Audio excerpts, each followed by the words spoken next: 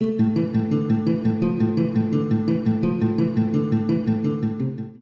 you, Mr. Speaker.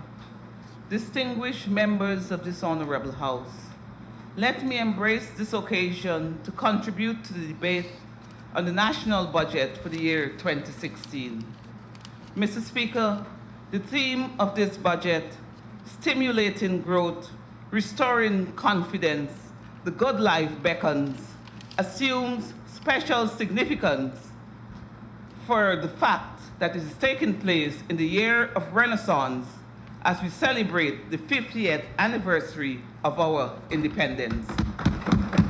Mr. Speaker, we have a lot to celebrate, for no one can deny the genuine advancement that our country has made over the past 50 years. Mr. Speaker, it would be remiss of me if I were not to begin by first congratulating the Honorable Minister of Finance on his genius budget presentation.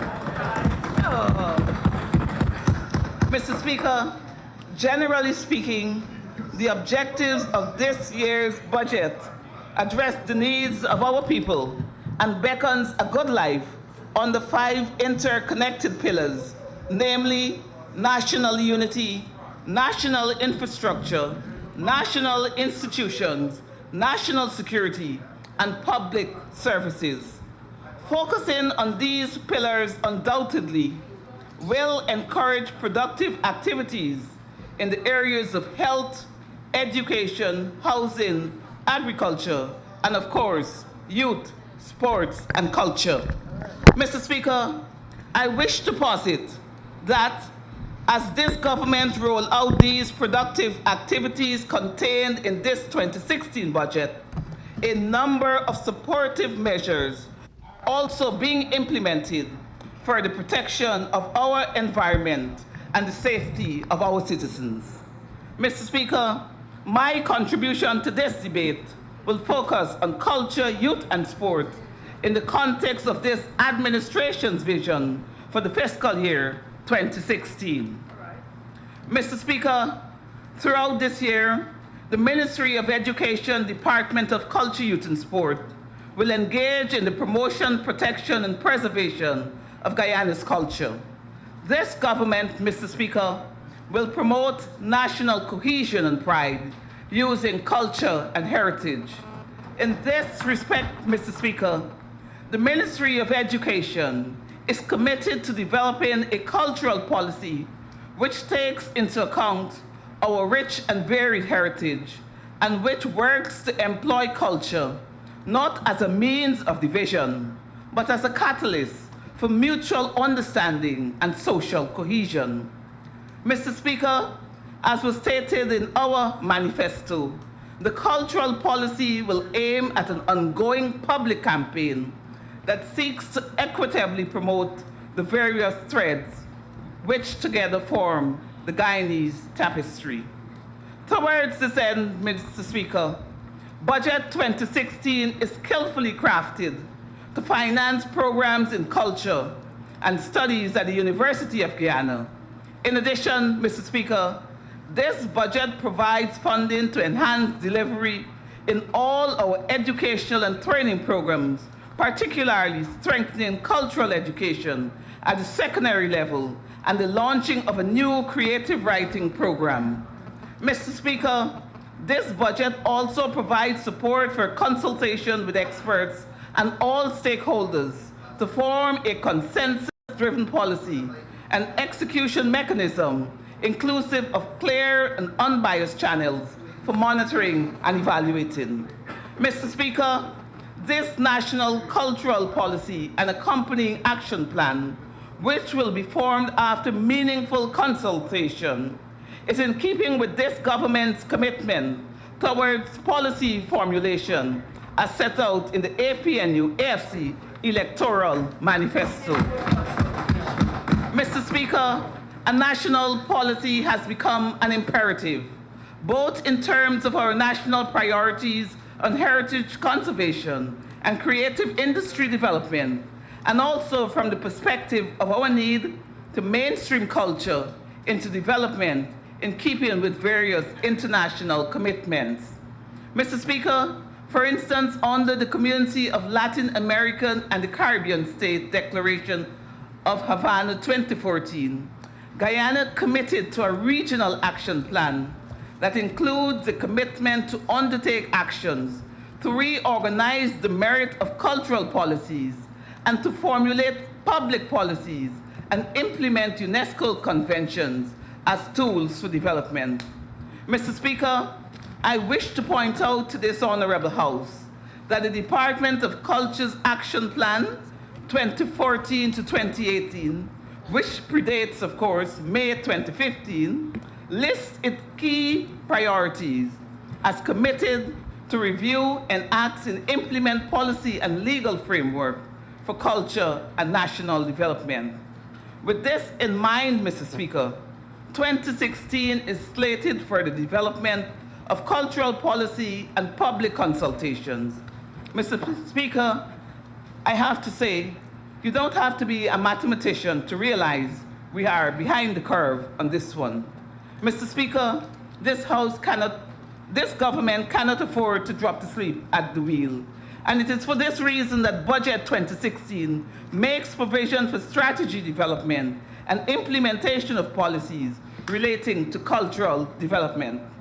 Mr. Speaker, this policy will speak to 3 areas of culture.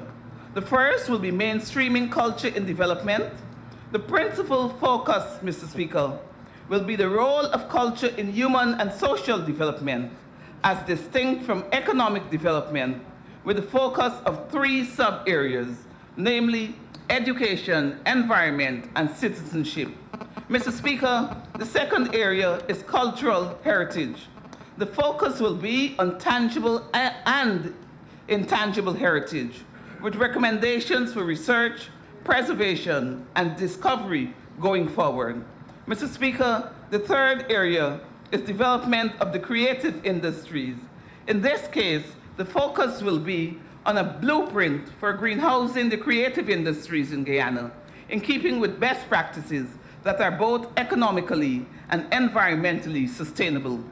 Mr. Speaker, the 2016 budget makes provision to promote Guyana's cultural heritage through increased opportunities for research, learning performances, and competitions as promised in our manifesto. Mr. Speaker, this year we will have a number of cultural festivals that will feature aspects of our heritage in a respectful and authentic way as promised in our manifesto. Mr. Speaker, greater efforts will be made to promote cultural diversity in our country. Mr. Speaker, may I now turn my attention to youth. Mr. Speaker, the government of Guyana has a clear vision for the youth of Guyana. When the Minister of Finance, the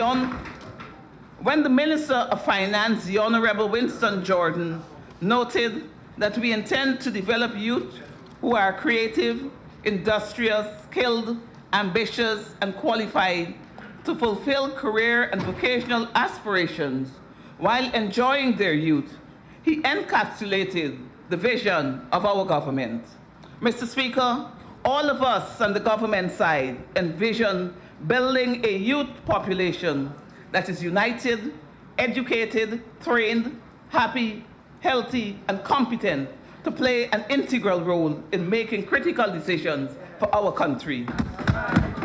Mr. Speaker, the measures in this budget are only the first step aimed at creating an environment to ensure the aforesaid is realized so as to ultimately create politically, economically, and socially empowered young people.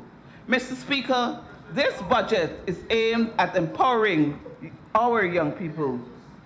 There are many measures that will create employment and opportunities for our youth. To this end, the Finance Minister noted that having consulted with the youth of Guyana, I want to let them know that I have listened attentively to them. I consider their requests, and in addition to the millions allocated within various sectors to support youth development, we will work to establish a more permanent structure for entrepreneurship and micro-lending for persons under age 30 as a special youth investment fund. This, no doubt, will benefit the youth of Guyana and therefore should be both commended and supported. Mr. Speaker, our young people have not realized their potential in the last 2 decades. That's true. Because the previous government took a piecemeal approach to youth development.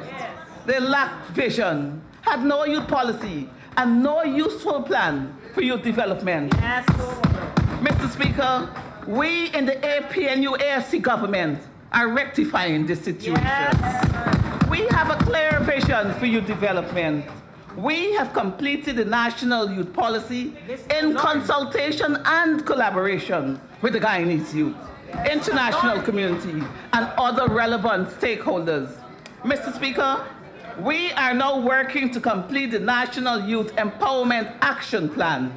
Mr. Speaker, may I, for the benefit of the honorable member on the other side, who claim to have not been consulted, point out that these national consultations for the youth policy were done over more than a 5-year period, and certainly its inception predates my being in office. Mr. Speaker, the state of the Guyanese youth must be addressed and remedied in a holistic way. Since youth emerges over a period of time, Mr. Speaker, this government recognizes that we need an appropriate system of pre-nursery, which is largely referred to as early childhood education. Mr. Speaker, we also need an effective and efficient nursery, primary, and secondary school system and mechanisms to counsel, guide, and mentor our young people so that the society can produce a high-quality youth population that realizes its potential and contributes to the development of themselves, their community, and their country. Mr. Speaker, this budget provides the resources necessary to begin to utilize a holistic approach and to surmount the challenges faced by our young people. Mr. Speaker, it is against this backdrop that this budget provides for pilot projects in early childhood education. This pilot project is aimed at ensuring our children begin the education process on the right footing.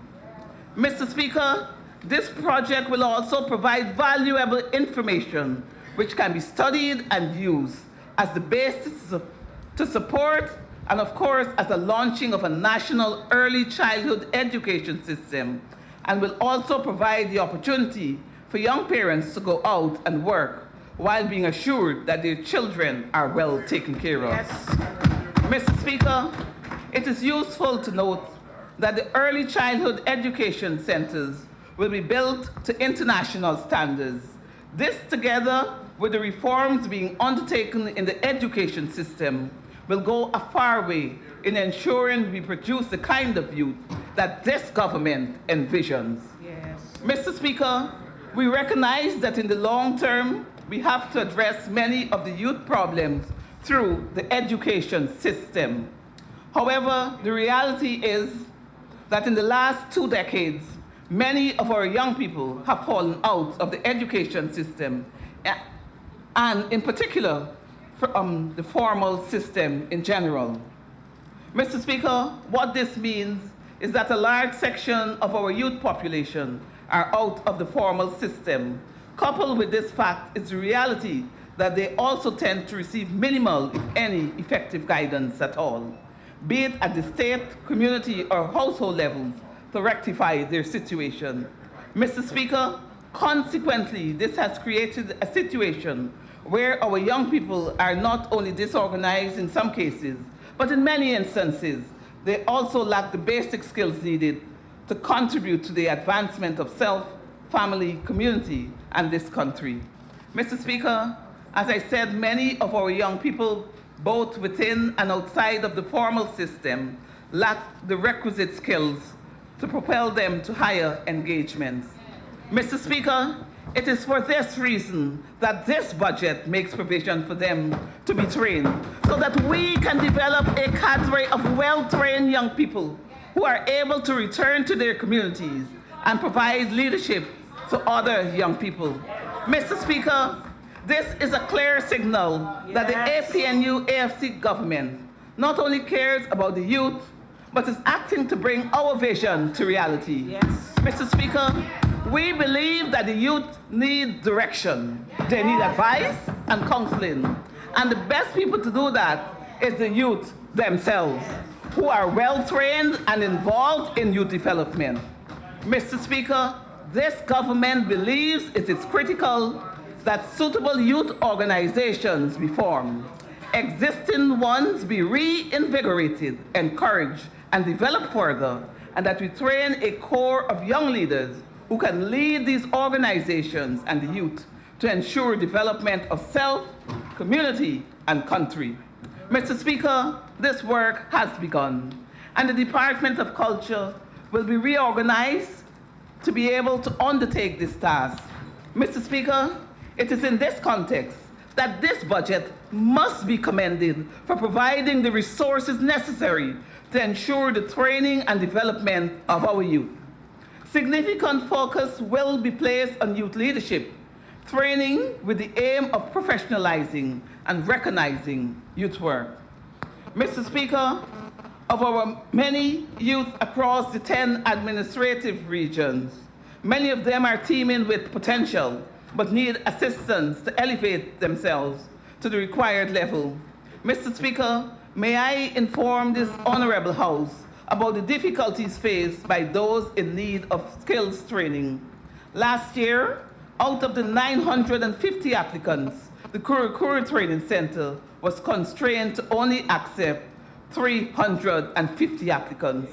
Mr. Speaker, why should we deny 64% of our young people applying for a program the opportunity to advance themselves?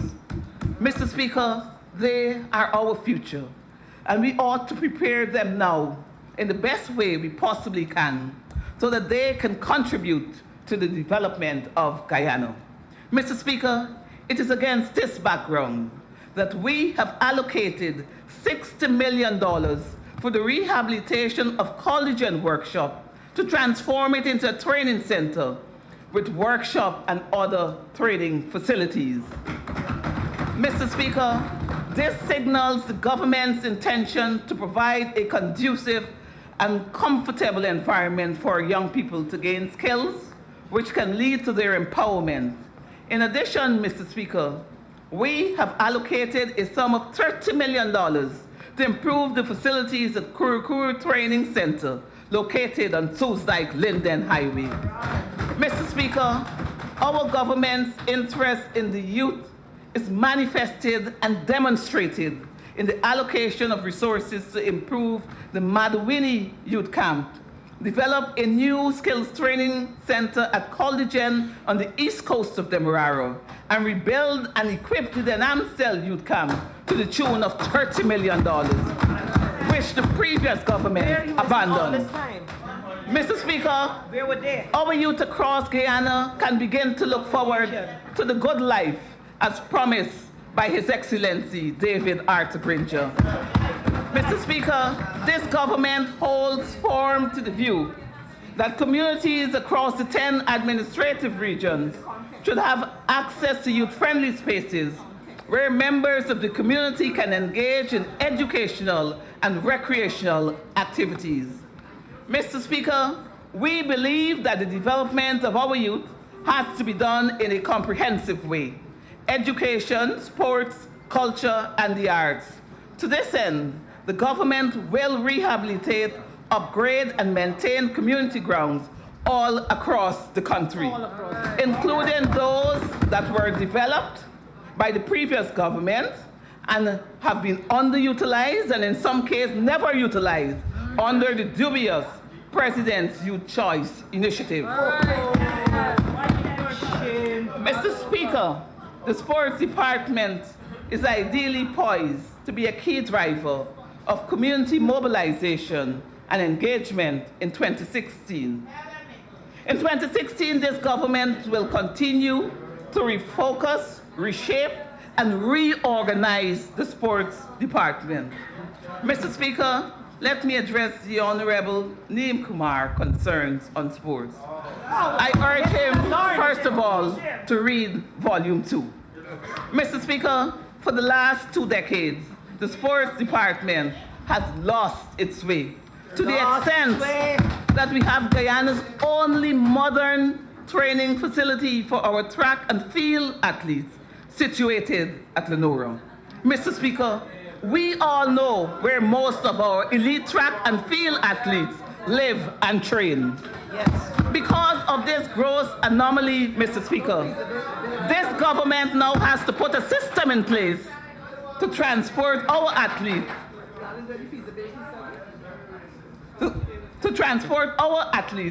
at a cost that could have been avoided had the initiative been well thought out. Mr. Speaker, I have heard the idiom that there is a method to every madness. Mr. Speaker, I'm still to see the method in this instance.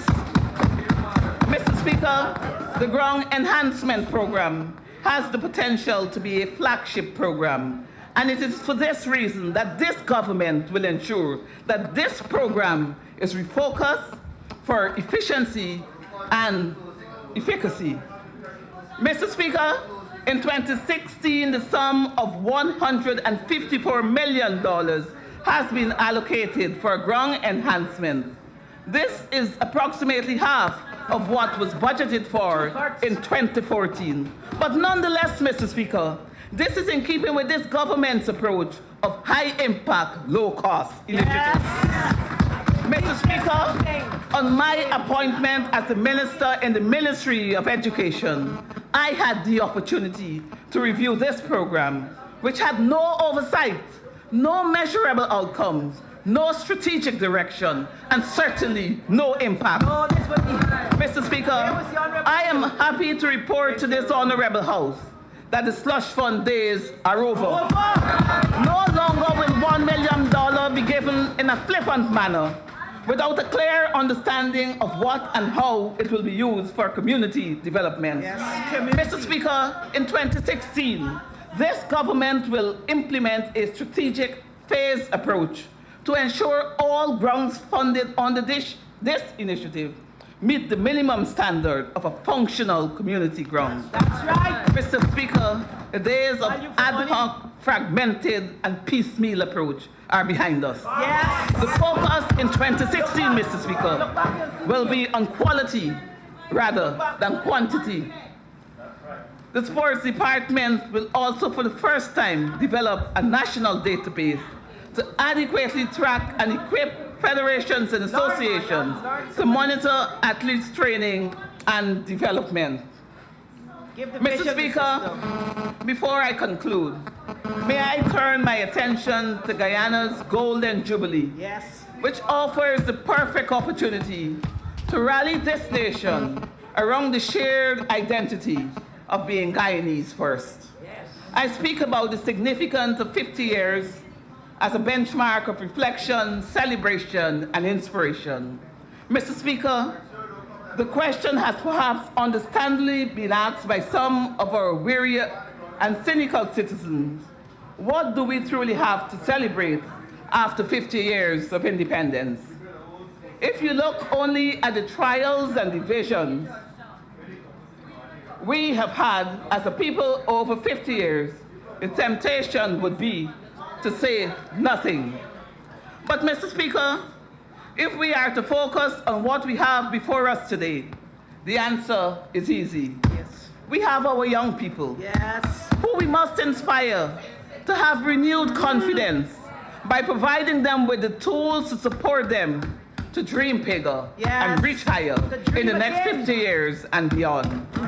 And that is why, Mr. Speaker, our children are the best embodiment of our diversity, the best hope for true national unity, and the best reason for us to redouble our efforts at ensuring our sovereignty does not come on the trip. Our children, Mr. Speaker, those who will be participating in the activities of the 50th anniversary over the next few months, and those who will not be participating, all our children, regardless of race or religion or ability, whether they travel to school in a green or yellow bus or not, they are the reason for celebration. Yes. Mr. Speaker, this budget allocates $300 million for the Golden Jubilee celebration, Buy a red one. which requires us to be extremely frugal and financially prudent, given the magnificence and grandeur of this occasion, and also not forgetting our country's track record of spending millions of taxpayers' dollars on previous national and other events such as Cricket World Cup and Carry Festival, neither of which this House would have seen the reports of. Yes. Mr. Speaker, as part of the Golden Jubilee celebration, the government of Guyana has commissioned Hansip Publication Limited to design, print, and publish the Golden Jubilee marquee publication, Guyana at 50, Reflection, Celebration, and Inspiration. Mr. Speaker, this edition will depict Guyana, its people, and its resources in all their glory. It will reflect on the 50th anniversary of our rich socio-economic and political journey, from colonialism to independence, and the 50 years since becoming an independent state. Mr. Speaker, Guyana at 50 is a joint effort of a united Guyanese people, which will be used to promote our country, our culture, our people, and our enterprise, to be used as an investment tool. Mr. Speaker, the publication will be of the highest quality in hardcover coffee table style with approximately 240 pages. It will include non-English synopses in Chinese, Portuguese, Hindi, Spanish, and our First Peoples dialect. Mr. Speaker, this book will be launched in Guyana on May 23rd, 2016. It will also be at the World Travel Market in London in November of this year, and at the German Travel Market in Berlin in February of 2016, as well as in all our overseas offices. Mr. Speaker, Guyana at 50 is intended to showcase Guyana, our people, our resources, our enterprises, celebrate our achievements, and telegraph a design for an even brighter future. I take this opportunity to invite all Guyana to join together to put our country and our collective achievements up for the world to see and admire. Mr. Speaker, we are stronger when we are together. Mr. Speaker, the 50th anniversary will allow our academics, intellectuals, students, community leaders, and the general public to share knowledge, to exchange ideas, and to launch sustainable initiatives that will support the building of trust and national cohesion in Guyana. Mr. Speaker, as we reflect on the past 50 years in the context of learning pertinent lessons from the past for our future and celebrating the history, the heritage, the pioneers, and the achievements of the past, we will be required to discuss 4 interrelated questions. These are: who are we? What has been our journey? What can we become? And how do we get there? All right.